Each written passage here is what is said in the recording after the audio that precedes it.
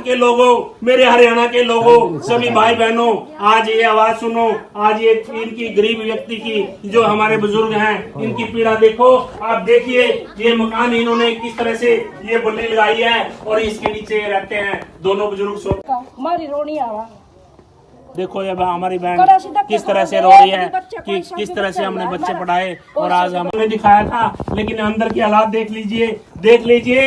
यदि इन देशवासियों को पता चलेगा, इन देशवासियों को पीड़ा होगी, और जो लोग समाज को समझते हैं, जो लोग मानवता में विश्वास रखते हैं, धर्म जाति से उठकर हमें मानवता को देखना पड़ेगा। देख लीजिए ये कड़ियां किस तरह से टूटी हुई हैं, और ये बरसात भी आती है, इसमें से पानी आता है, और नीचे इनका यह घर में, एक ही घर में सभी प्रबंध होते हैं इसके।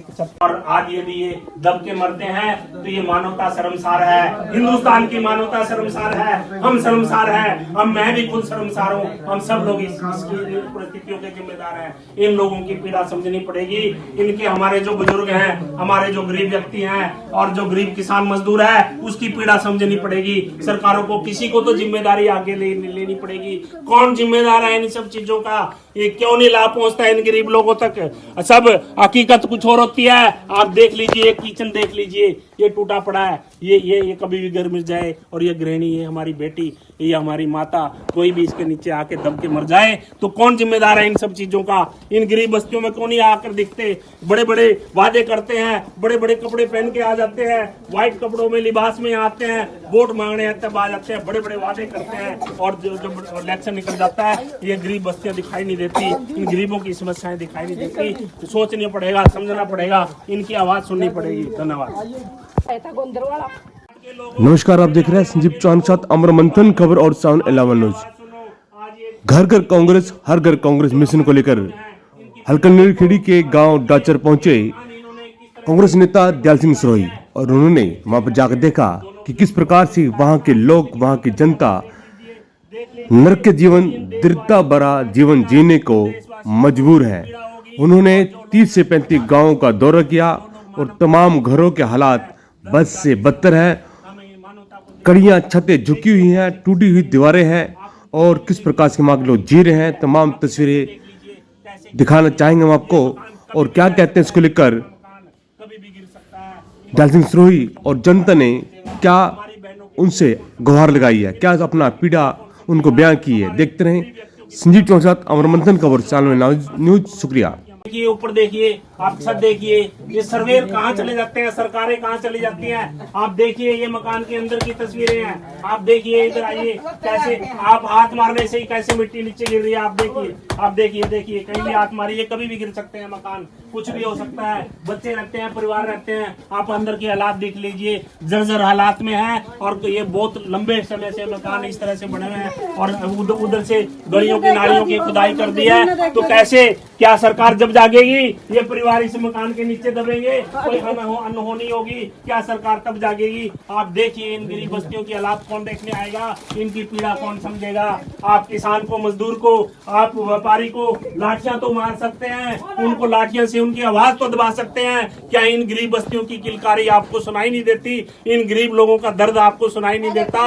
मैं आज की सरकारों से कहना चाहता हूँ, आज की सरकारों को सुनाना चाहता हूँ, आप आइए, इन गरीब बस्तियों में आइए। आप बड़े बड़े मेले लगाते हो, आप बड़े बड़े कैंप लगाते हो, आप इन गरीबों की आवाज आपको सुनाई नहीं देती, गरीबों के ये मकान आपको दिखाई नहीं देते। आइए इस गरीब बस्ती में आइए, आप देखिए, इनकी पीड़ा को समझिए और इनका निदान कीजिए। धन्यवाद।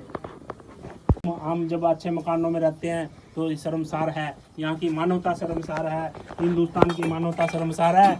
जो लोग जातियों की, धर्म की बात करते हैं, सब मानवता सबसे सर्वोपरि है। हमें सभी जातियों का आदर करना चाहिए, सभी धर्मों का आदर करना चाहिए। लेकिन क्या ये देखो, हाथ जा रहा है मेरे छत पे, आप देख लीजिए, आप इधर से देख लीजिए, ये मकान की छत की ईंटें किस तरह से गिर रही हैं। तो ये मकान कभी भी गिर सकता है, कभी भी दब सकता है। हमारी जो बहन है वो खाना बना रही है, तो इसी मकान में किचन है, इसी में सोना है, इसी में रहना है। आप इधर से देख लीजिए, जर्जर हालात में ये मकान है, जर्जर हालात में ये दीवारें हैं, जर्जर हालात में इसकी छत है, और इनकी जिंदगी भी जर्जर हो चुकी है। हमें सोचना होगा इनकी जिंदगी बारे में। हिंदुस्तान की रूह गांव में बसती है, और गांव के लोगों का क्या हाल है। हम सोचते हैं कि हमारा सिर ऊंचा हो जाता है जब हम शहरों में बड़ी बड़ी कोठियां देखते हैं।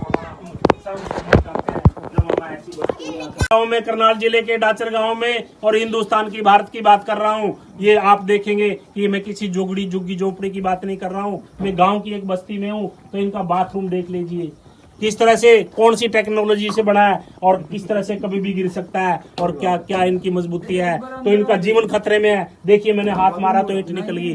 तो आप देख लीजिए, इनके मकान देख लीजिए, लेकिन इनकी पीड़ा कोई सुनने नहीं आता, इनकी आवाज कोई सुनने नहीं आता, इनकी आवाज कोई समझने नहीं आता। आप देख लीजिए किस तरह से, आप देख लीजिए साथियों, तो देख लीजिए इनके मकान देख लीजिए। आप देखिए मेरे हाथ इस मकान के अंदर कैसे जा रहे हैं। तो ये लोग ऐसे मकानों में रहते हैं, ये लोग ऐसे जीवन यापन करते हैं और सरकारें बड़े बड़े बजट बन जाते हैं, सरकारों में बड़े बड़े बजट बन जाते हैं और जो लोग जरूरतमंद हैं उनकी जरूरत रह जाती है। तो आप देखिए किस तरह से ये कड़ी यहाँ से टूटी हुई है और यहाँ ये कड़ियाँ कच्चा मकान है और ये छत किस तरह से पॉलीथीन दिखाई दे रहा है। तो आप देखिए इनकी पीड़ा को समझना पड़ेगा, इनकी आवाज को सुनना पड़ेगा।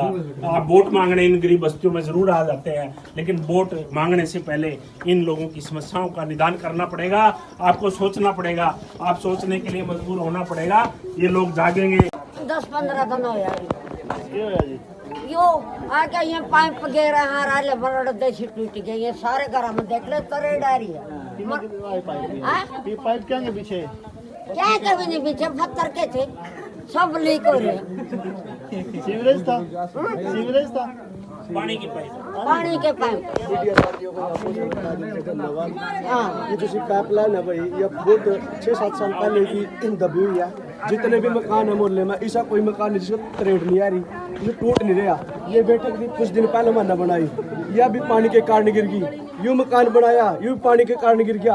अगला मकान बनाया, वह पानी के कारण गिर गया। ये आगे मकान बने, ये पानी के कारण गिर गया। जितने दूर लोग मकान देखोगे सारे पानी के कारण गिर गया। जिससे पाइपलाइन है, जितनी पाइपलाइन है बहुत पुरानी पाइपलाइन है। सरपंच इसका कोई प्रबंध नहीं कर रहा। बहुत बार एप्लीकेशन दे दिया, इसका कोई प्रबंध नहीं है फिलहाल। तो हम ये स्वास्थ्य उद्योग से कहेंगे भी हमारी जितनी भी मोहल्ले की पाइपलाइन है दोबारा था बिछाई जावा।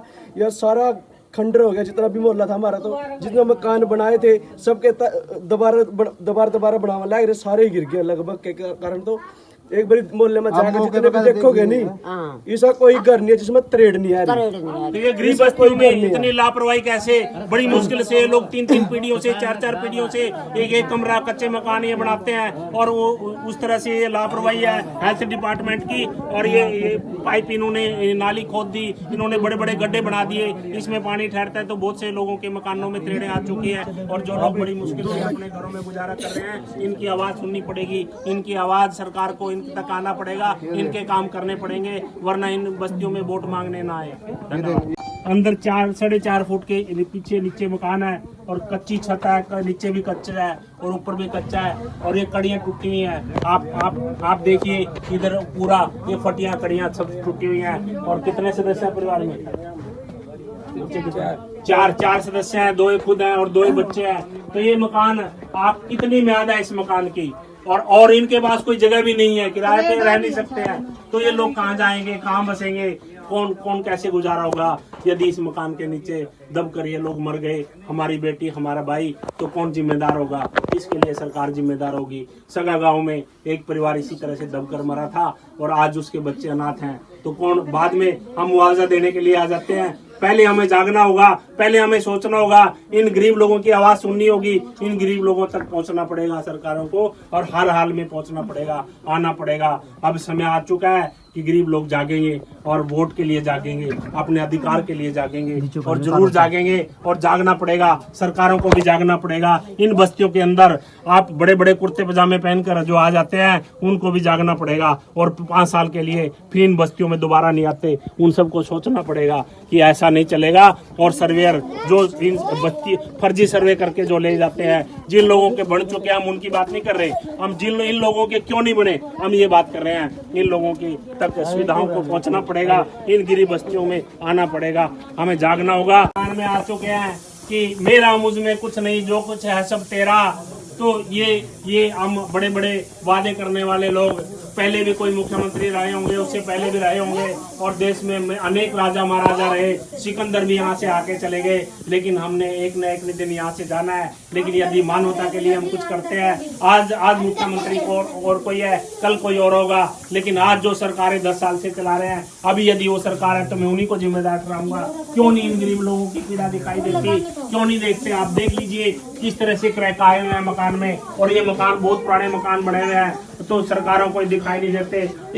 एक परिवार में आगे कोई इनके पास प्लॉट नहीं है, और कहीं भाई, कहीं आगे बच्चे तो एक ही छत के नीचे रह रहे हैं, लेकिन वो भी सुरक्षित नहीं है। इनकी आवाज सुननी पड़ेगी, इनको समझना पड़ेगा, गरीब बस्तियों में सरकारों को आना पड़ेगा, और जो अफसर सर्वे करके झूठे सर्वे भेजते हैं उनको भी इन मकानों की जिम्मेदारी लेनी पड़ेगी। और इन गरीब बस्तियों में जो लोग वोट मांगने आते हैं और जो लोग निर्वाचित होकर चले जाते हैं, चाहे एमपी बनते हैं चाहे एमएलए बनते हैं, लेकिन ये सोचना चाहिए एमएलए और एमपी बनने से पहले कि एक बहुत बड़ी जिम्मेदारी है, समाज के प्रति जिम्मेदारी है, हल्के के प्रति जिम्मेदारी है, और उस जिम्मेदारी को बखूबी निभाना चाहिए। गरीब बस्तियों में आना चाहिए, इनकी आवाज सुननी चाहिए। तो मेरा डीसी साहब से अनुरोध है, मुख्यमंत्री जी से अनुरोध है, एडीसी साहब से अनुरोध है कि इन गरीब बस्तियों में जाके सर्वे करके इनका निदान करना चाहिए। धन्यवाद। मकान को बल्ली के सहारे खड़ा कर रखा है, जालजी क्या बताओगे कि किस तरह बल्ली के सहारे सर गिरा हुआ मकान है, परेड खाया हुआ है? देखियो, अब हम कालाराम स्नोप रामकिशन के मकान पे गए थे, और अभी हम बलविंदर के मकान पे आए हैं। आपके पिताजी का नाम क्या है? इमरत राम है। बलविंदर स्नोप इमरत राम, गाँव डाचर।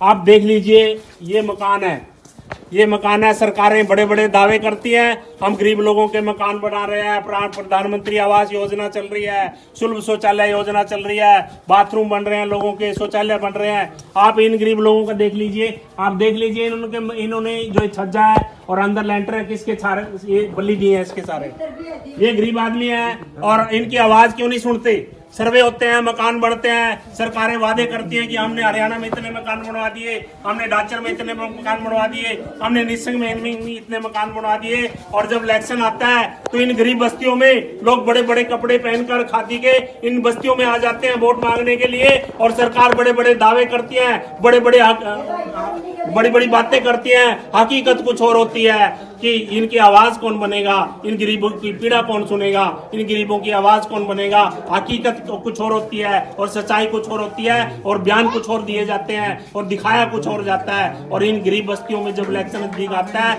बड़े बड़े वादे किए जाते हैं, बड़ी बड़ी बातें की जाती हैं, लेकिन इनके काम नहीं हो पाते। तो इनके काम के लिए कौन आवाज बनेगा, कौन इनकी पीड़ा सुनेगा? तो आज हम इन गरीब बस्तियों में आए हैं, अकेले डाचर की बात नहीं है।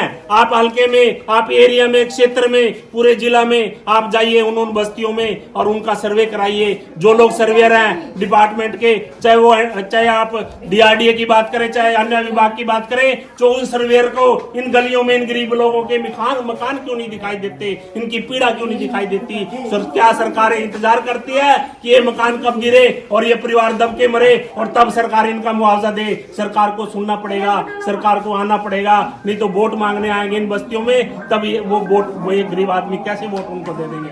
धन्यवाद। हाँ जी, अब बोलो।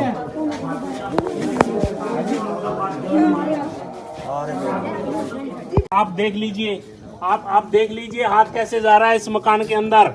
आपको सरकारों को बुरा लगेगा कि ये इंसान गरीब की आवाज क्यों उठा रहा है, ये गरीब की पीड़ा क्यों समझ रहा है?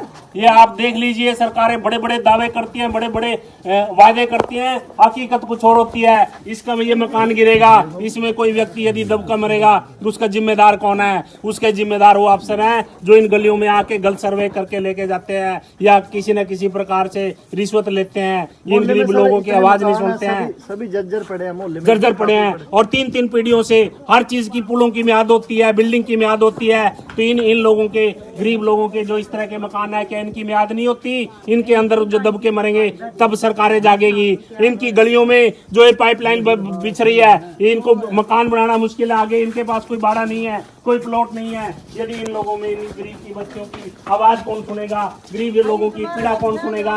आप देख लीजिए, आप उससे आगे थोड़ा इसी मकान में आगे किस तरह से जर्जर है चारों तरफ। तो आप इस गरीब की आवाज सुननी पड़ेगी, गरीब की आवाज समझनी पड़ेगी। इन बस्तियों के अंदर लोग किस तरह से वोट मांगने आ जाते हैं, किस मुंह से वोट मांगने आ जाते हैं। तो गरीब की आवाज, किसान की आवाज, मजदूर की आवाज सुनाई क्यों नहीं देती? आज हम इस मकान में जाते हैं, आप देख लीजिए आप इसके मकान में आए, इस मकान की हालात क्या है? ये कभी भी गिर सकता है। इसकी मियाद क्या है? भूकंप भी आता है, बरसात भी आती है, लगातार भूकंप चलता है, बरसातें चलती है। इनकी मियाद क्या है? क्या ये मकान नहीं गिरेगा? क्या ये मकान गिरेगा तो जिम्मेदार कौन होगा? आप इधर देख लीजिए, इस मकान की हालात देख लीजिए। क्या सरकारों को जागना होगा, इस देश के वासियों को जागना होगा, देश के नागरिकों को जागना होगा। इनकी पीड़ा समझनी पड़ेगी, इनकी पीड़ा सुननी पड़ेगी। नहीं तो इन गरीब बस्तियों को वोट मांगने के लिए नेताओं को नहीं आना चाहिए। आज की जो सरकारें 10 साल से सरकार चल रही है, सरकार ने बताना चाहिए कि हमने इस जिला करनाल में कितने मकान बनाए। यदि बनाए वो गलत बने या सही बने, ये सही इंसान के, सही लाभार्थी के पास लाभ क्यों नहीं पहुंच रहा है? इन गरीबों की आवाज क्यों नहीं सुनाई दे रही है? आप देख लीजिए, ये अंदर का मकान है। यदि भूकंप आ गया थोड़ा सा भी, ये मकान बचेगा क्या? इस गरीब का परिवार बचेगा क्या? इन छोटे छोटे बच्चे हैं क्या? इनके ऊपर मकान गिरेगा सरकार तब जागेगी।